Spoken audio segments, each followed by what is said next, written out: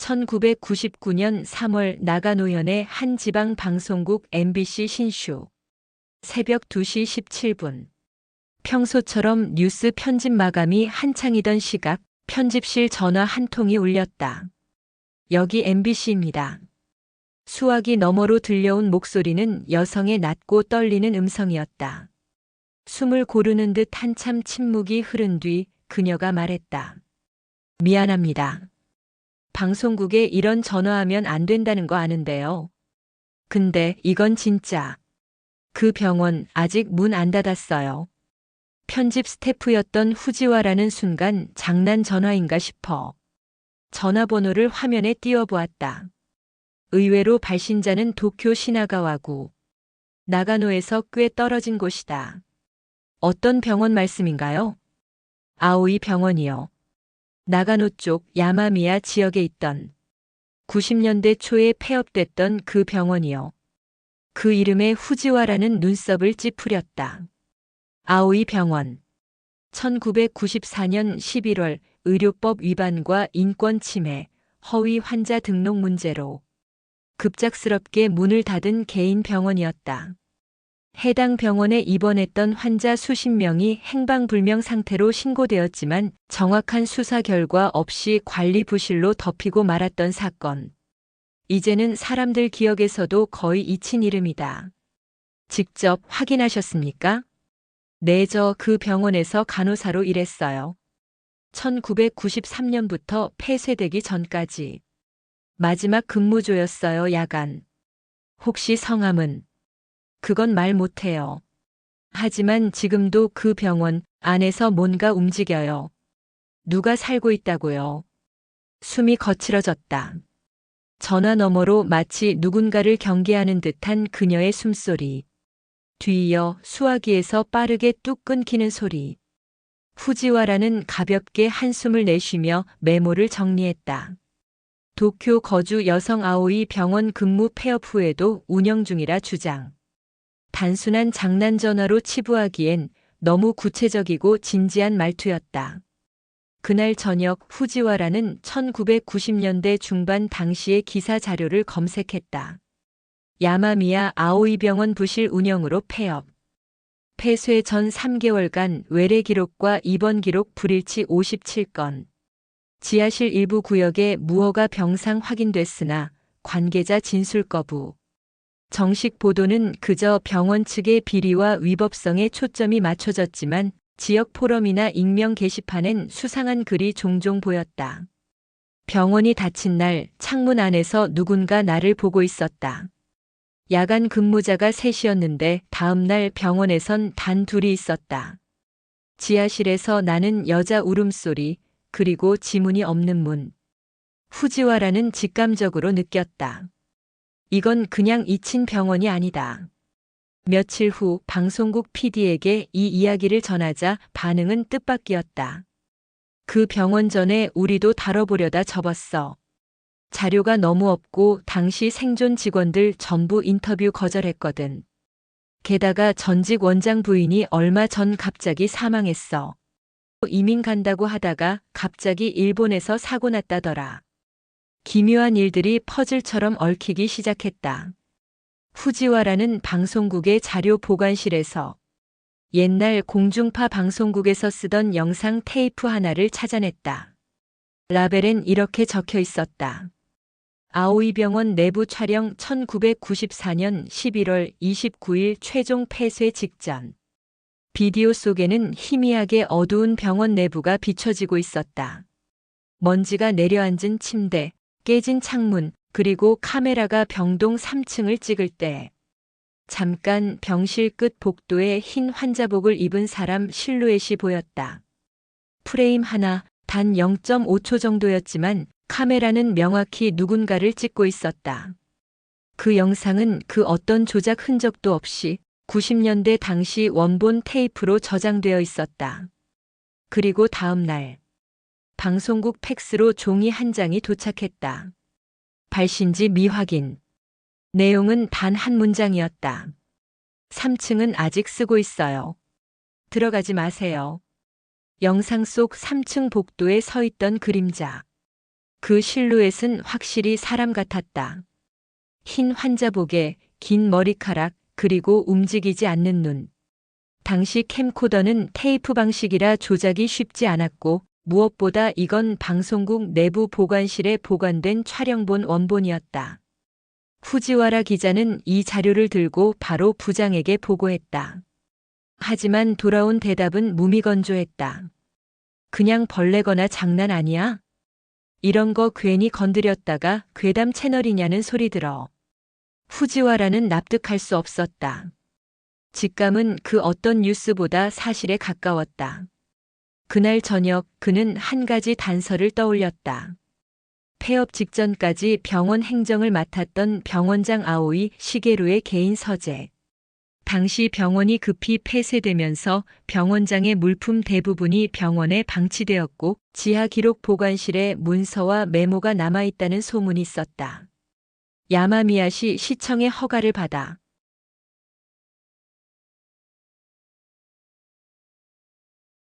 후지와라는 병원 취재 허가서를 들고 현장에 들어갔다. 오래된 철문을 열자 눅눅한 곰팡이 냄새가 폐를 때렸다.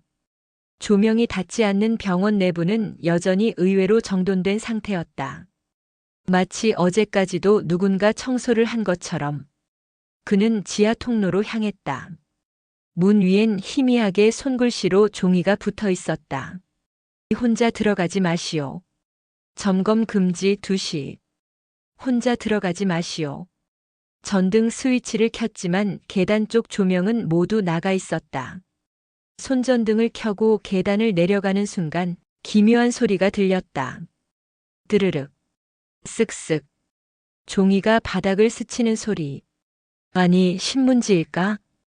지하 보관실 문을 밀자 먼지와 습기가 섞인 공기가 뿜어져 나왔다.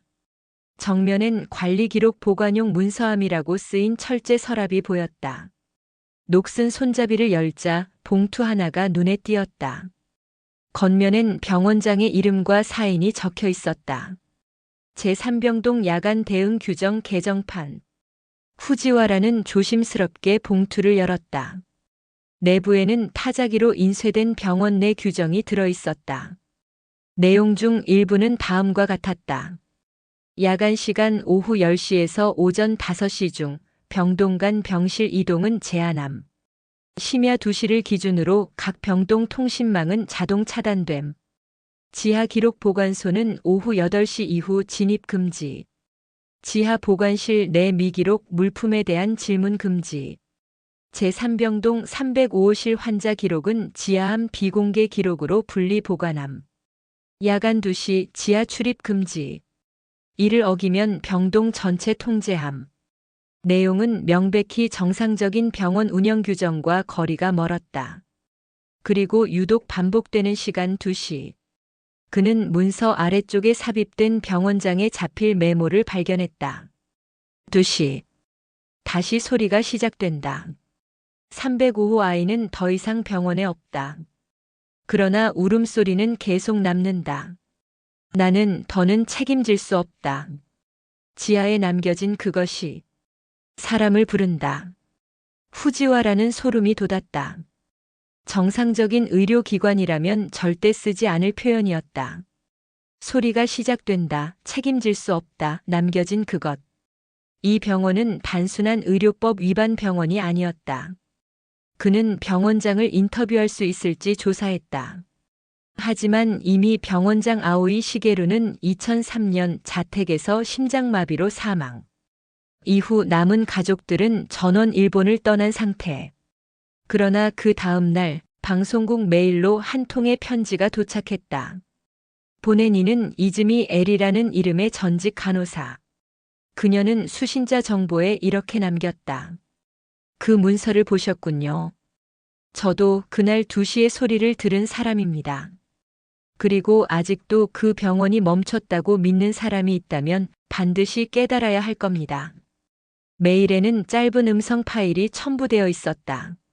재생해보자, 불안정한 숨소리, 그리고 배경에서 들려오는 고요한 병원 기계음 속에서 갑자기 여자아이의 낮은 목소리가 들렸다. 여기 아직 있어요.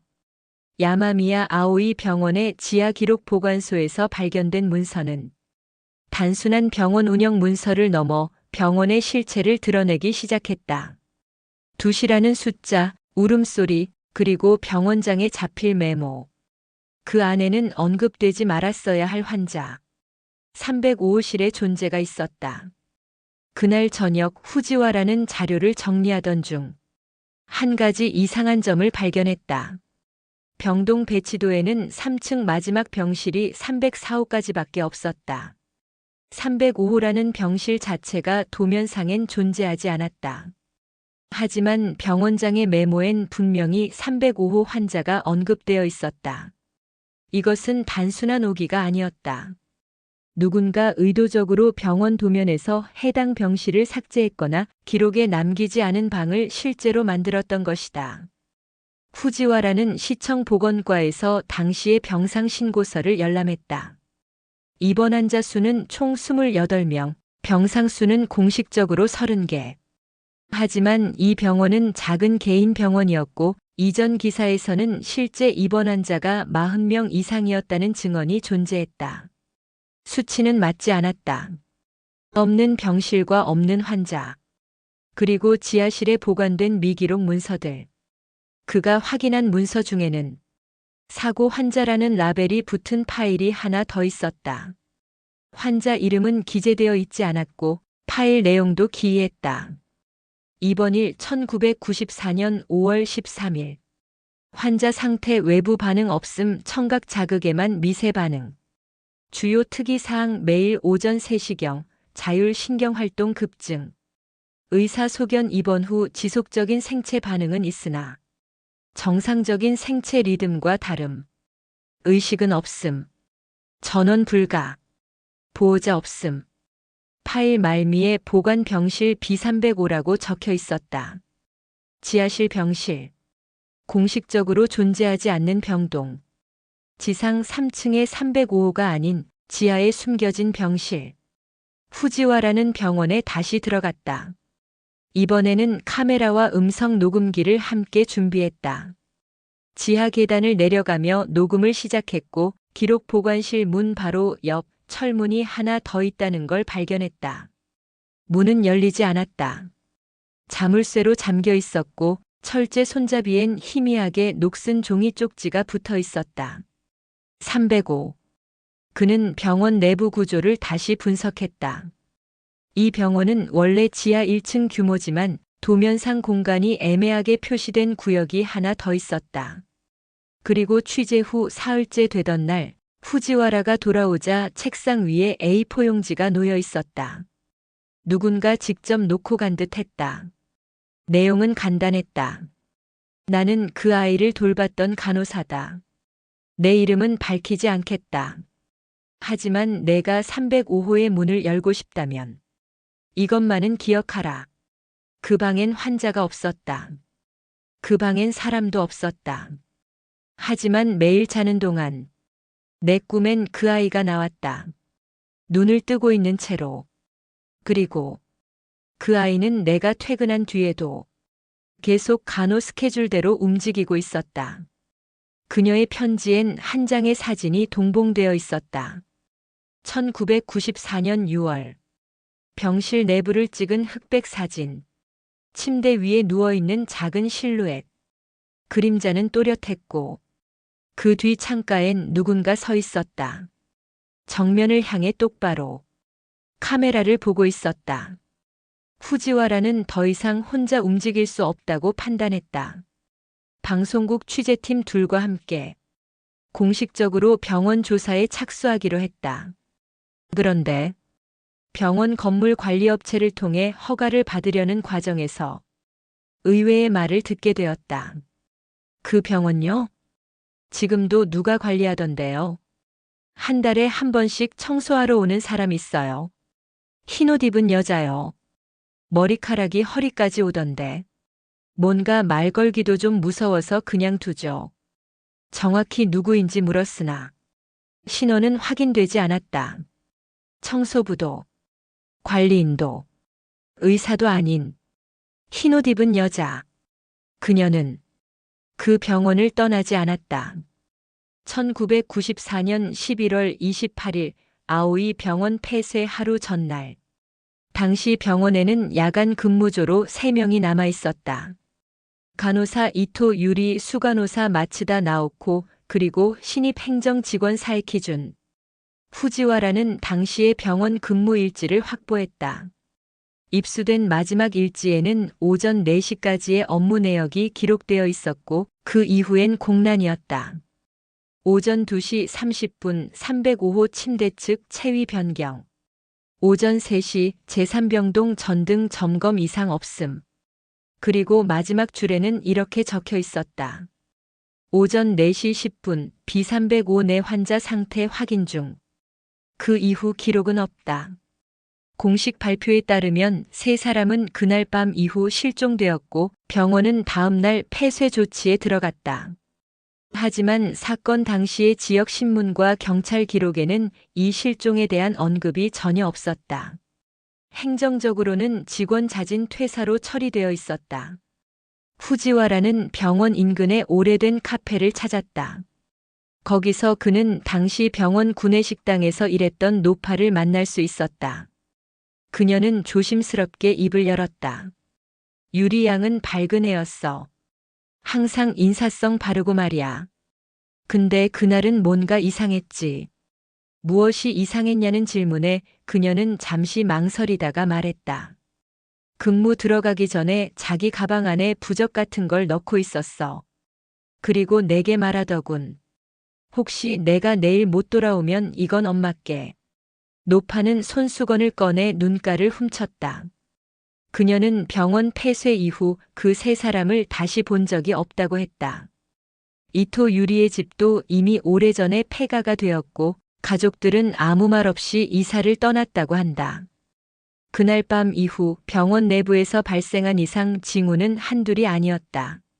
먼저 야간 당직이 없었는데도 새벽 3시경 3층 창문에 불이 들어왔다는 주민들의 제보.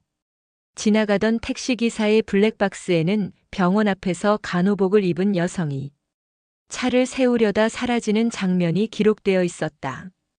또한 병원 주변에 살던 한 초등학생의 그림 일기엔 흰 옷을 입은 언니가 매일 밤 병원 창문에서 손을 흔들어요라는 문장이 남아 있었다. 후지와라는 실종된 3명의 신원을 정리해 방송국 데이터베이스에 검색했다. 그러다 이상한 사실을 발견했다.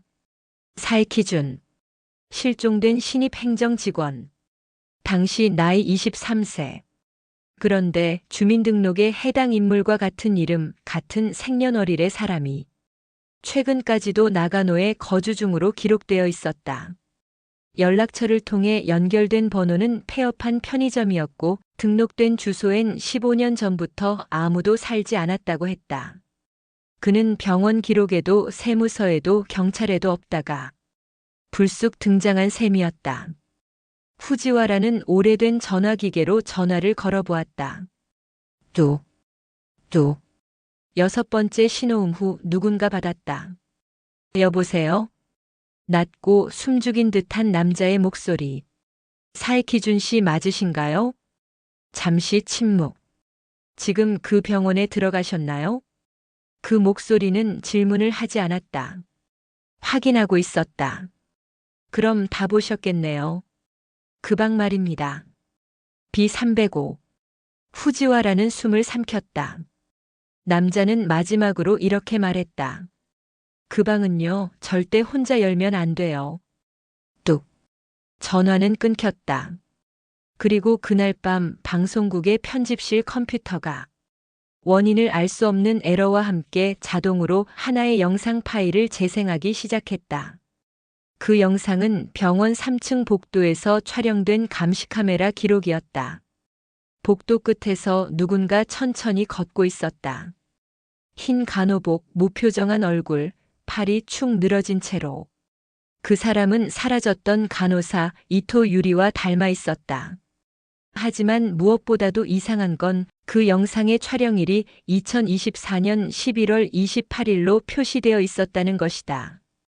딱 30년 후. 그녀는 아직도 그 병원을 걷고 있었다. 야마미야 아오이 병원 폐쇄 후 30년이 지난 어느 날 방송국 후지와라와 취재팀은 다시 병원을 방문했다.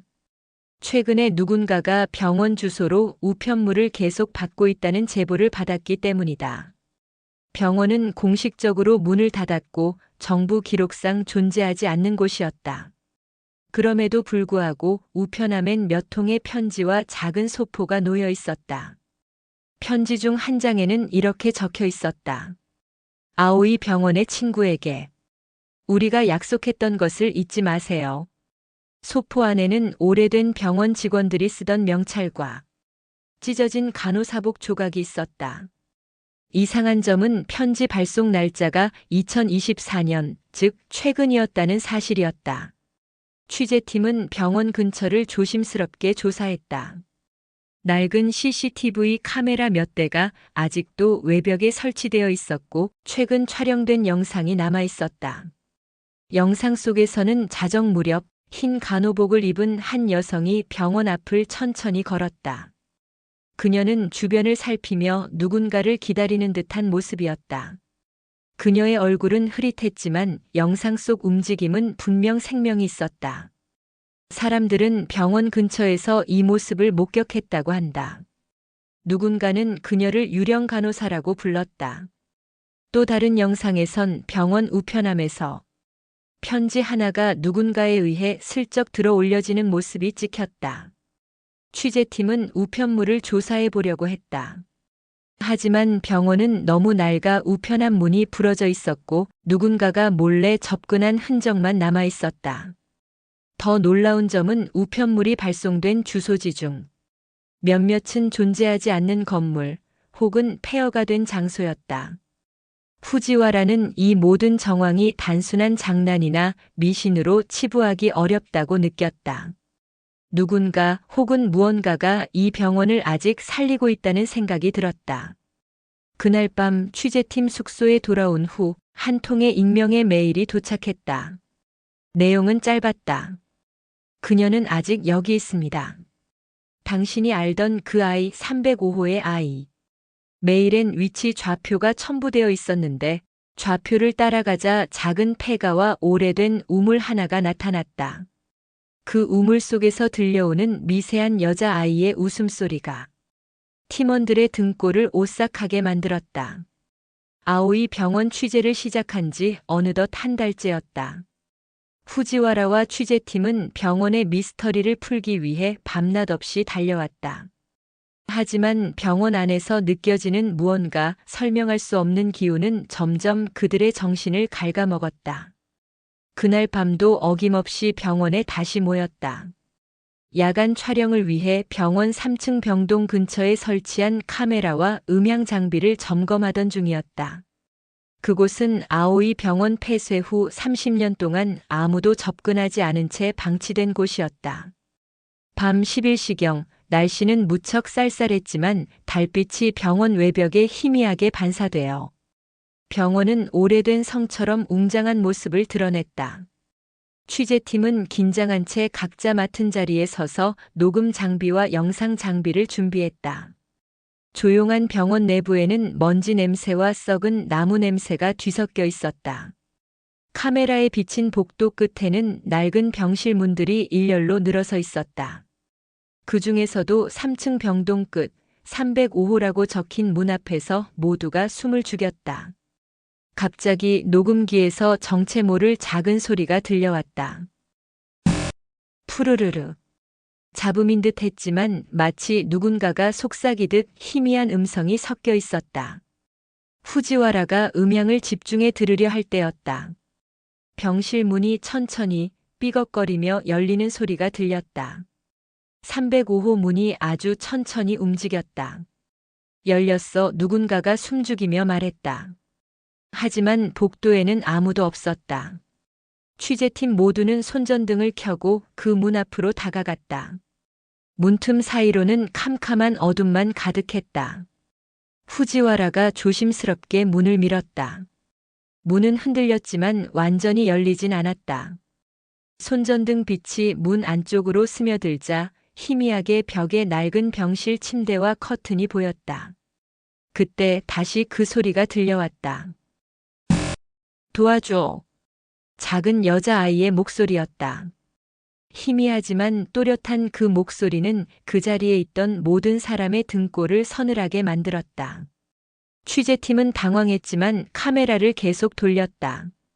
누군가가 이 병실에 아직 살아있다는 듯한 느낌이었다.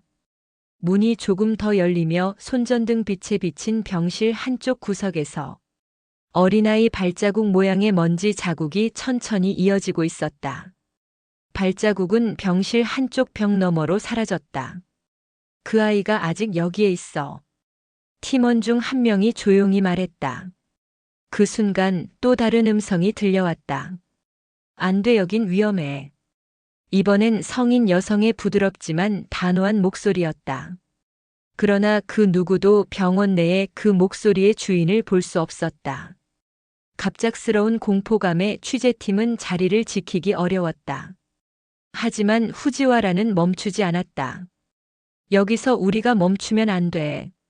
그는 의지를 다지며 병실 안쪽으로 더 깊숙이 카메라를 들이댔다.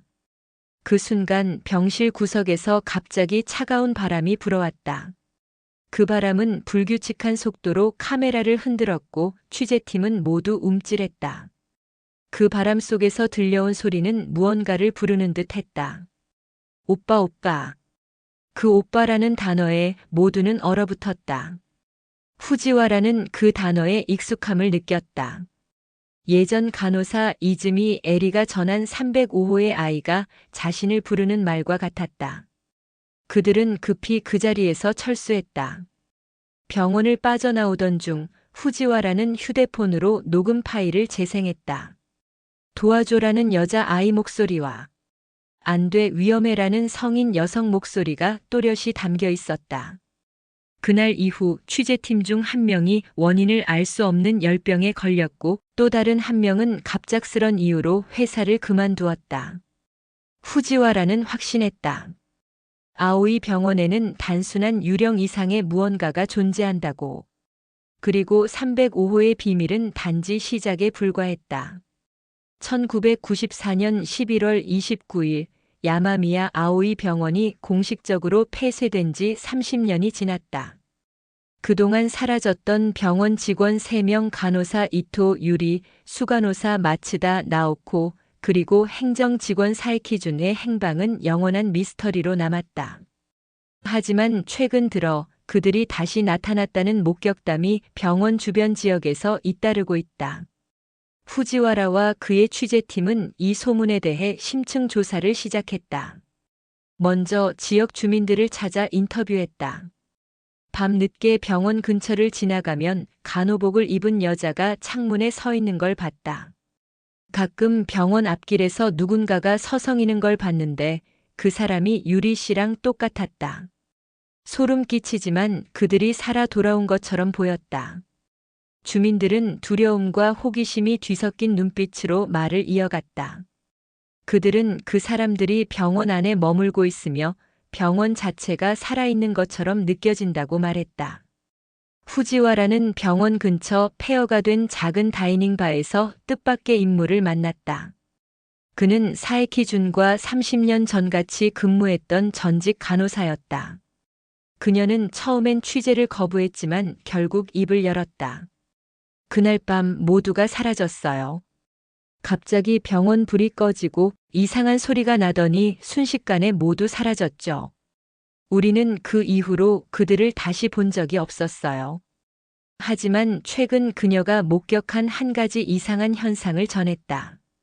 며칠 전 병원 근처에서 사에키준 씨를 닮은 사람이 나타났어요. 어떻게 알고 왔는지 그 사람은 병원 문 앞에 서 있었죠. 하지만 말도 없이 사라졌어요. 후지와라는 그를 쫓아 병원 내부에 들어가 보려 했지만 병원은 누군가가 철저하게 폐쇄한 상태였고 내부로 들어갈 방법이 없었다. 그런데 최근 지역 경찰이 작성한 비공식 보고서를 입수했다. 보고서에는 다음과 같은 내용이 있었다. 1994년 11월 29일 병원 폐쇄 직전 밤 3명의 직원이 병원 내 특정 구역에 들어간 뒤 소리 없이 사라짐. 추적 시도했으나 내부 감시 카메라 고장 및 전기 공급 중단으로 흔적 확보 불가. 이 보고서에서 주목할 점은 전기 공급 중단과 감시 카메라 고장이 사라진 3명과 동시에 발생했다는 것이다. 이는 누군가 고의로 병원을 완전히 꺼버린 듯한 인상을 줬다. 후지와라는 병원 주변에서 이들의 흔적을 찾던 중 낡은 나무 상자 하나를 발견했다. 상자 안에는 1994년 당시의 직원 명찰과 무언가 적힌 쪽지가 들어있었다. 쪽지에는 이렇게 적혀 있었다. 우리는 돌아올 것이다. 하지만 그날 밤 병원은 우리를 놓아주지 않았다. 이 메모는 3명이 남긴 마지막 흔적일지도 몰랐다. 그날 이후 후지와라는 305호에 관련된 더 많은 증언을 확보했다. 몇몇 목격자는 병원 3층 창문 너머로 희미한 아이 목소리와 웃음소리를 들었다고 전했다. 또한 병원 앞 골목에서 무언가 불안한 기운을 느꼈다는 증언도 많았다. 어떤 이들은 그들이 아직 그곳에 있다고 믿고 있었다. 취재팀은 앞으로 남은 시간 동안 이들의 미스터리를 반드시 풀어내야겠다고 다짐했다. 30년간 숨겨져 있던 야마미야 아오이 병원의 비밀이 드디어 밝혀질 순간이 다가왔다. 후지와라와 그의 취재팀은 병원의 내부를 철저히 조사하기 위해 특별 허가를 받았다. 하지만 허가 과정도 쉽지 않았다. 병원 소유주 측은 여러 차례 거부 의사를 보였고 결국 법원의 중재로 제한된 인원과 일정만 허용된 상태였다. 입구에 들어서자 그동안 쌓인 먼지와 곰팡이 냄새가 코를 찔렀다. 하지만 팀원 모두는 긴장감과 설렘이 교차하는 순간이었다. 첫 번째 목표는 지하 기록 보관소였다. 이곳에는 305호와 관련된 미스터리한 기록들과 병원장의 개인 문서가 보관되어 있었다. 문을 열자 오래된 종이들이 수북이 쌓여 있었고 바닥에는 옛날 병원 간호사들이 사용하던 소지품들이 흩어져 있었다. 후지와라는 조심스럽게 한 묶음 문서를 펼쳤다. 그 중에는 환자들의 비밀 치료 기록과 병원 내 이상 현상을 은폐하려던 문서들이 있었다. 그 문서에는 305호에 있던 환자가 사실은 병원에서 비밀리에 진행하던 실험체였다는 내용이 적혀 있었다. 이 환자는 병원장이 치유 불가능한 정신질환으로 분류해 공식 기록에서 완전히 삭제한 대상이었다. 병원 측은 이를 초자연적 현상으로 치부했고 환자가 병원 내에서 사라진 뒤에도 아무도 문제를 제기하지 못했다. 그 순간 지하실 한쪽에서 희미한 불빛이 깜빡였다. 팀원들은 모두 숨을 죽이고 그쪽으로 다가갔다. 불빛 근처에 오래된 노트가 떨어져 있었고 노트에는 병원장 아오이 시게루의 일기장이 담겨 있었다. 일기장에는 병원의 운영과 관련된 고뇌, 그리고 죄책감이 적혀 있었다. 그는 자신이 감춰온 실험과 환자의 비극적 운명을 깊이 후회하며 어느 순간부터 병원이 스스로 살아 움직이고 있다는 느낌에 사로잡혔다고 고백했다. 병원이 나를 잡아먹고 있다. 305호의 아이가 나를 부르고 있다. 나는 그 아이를 놓아주지 못한다. 갑자기 문득 모든 전기가 꺼지고 지하실에는 완전한 어둠이 내렸다. 팀원들은 손전등을 켜며 긴장했다. 그때 저 멀리서 희미한 여자아이의 웃음소리가 들려왔다. 오빠 오빠. 팀원 중 한 명이 떨리는 목소리로 말했다. 305호의 아이가 아직 여기 있는 거야. 그 순간 벽 너머에서 느껴지는 찬 기운과 함께 낡은 벽이 서서히 움직이기 시작했다. 지하실 벽 한쪽이 열리며 숨겨진 작은 병실이 모습을 드러냈다. 그 안에는 작은 침대와 아이 장난감들이 놓여 있었다. 바닥에는 오래된 간호사복 조각과 병원장 일기장의 한 페이지가 있었다. 후지와라는 조심스럽게 그 페이지를 펼쳤다. 그곳에는 병원장이 마지막으로 남긴 메시지가 적혀 있었다. 그 아이를 자유롭게 하라. 내 죄를 씻어라. 그리고 이 병원을 영원히 닫아라. 이 순간 병원 전체의 이상한 울림과 함께 마치 무언가가 풀려나는 듯한 느낌이 퍼졌다. 취재팀은 긴박하게 병원을 빠져나왔다. 밖으로 나오자 새벽 공기가 상쾌하게 느껴졌다. 후지와라는 깊은 한숨을 내쉬며 말했다. 이제 그 아이도 우리도 모두 자유로워질 수 있을 거야. 병원의 미스터리는 풀렸지만 그곳에 숨겨진 비밀과 고통은 오랫동안 사람들의 기억 속에 남아있을 것이다. 이로써 야마미야 아오이 병원의 30년 묵은 비밀은 마침내 세상에 드러났다. 하지만 그 이야기 속에 남겨진 한 아이의 목소리는 영원히 우리 마음 속에 남을 것이다.